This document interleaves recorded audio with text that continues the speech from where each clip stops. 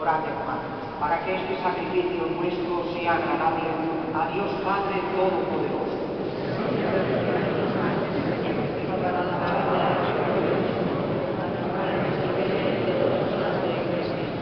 El amor y la gracia de tu Hijo hecho hombre por nosotros sean nuestro socorro, Señor.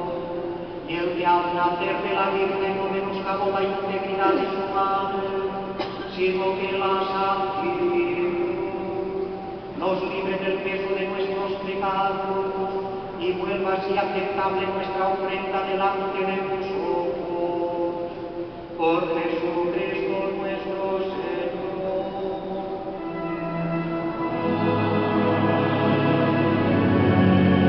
El Señor esté con vosotros.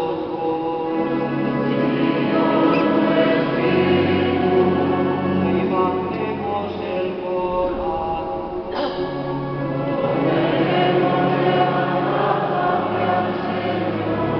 Demos gracias al Señor nuestro Dios. Es justo y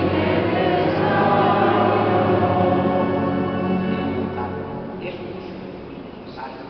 Es nuestro deber y salvación darte gracias siempre y en todo lugar, Señor Padre Santo, Dios Todopoderoso y Eterno, y alabar, bendecir y proclamar tu gloria en la Natividad de Santa María siempre, porque ella concibió a tu único Hijo por obra del Espíritu Santo, y sin perder la gloria de su divinidad, derramó sobre el mundo la luz eterna, Jesucristo, Señor nuestro.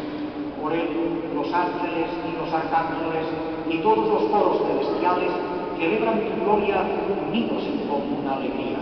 Permítenos asociarnos a sus voces cantando humildemente tu alabanza.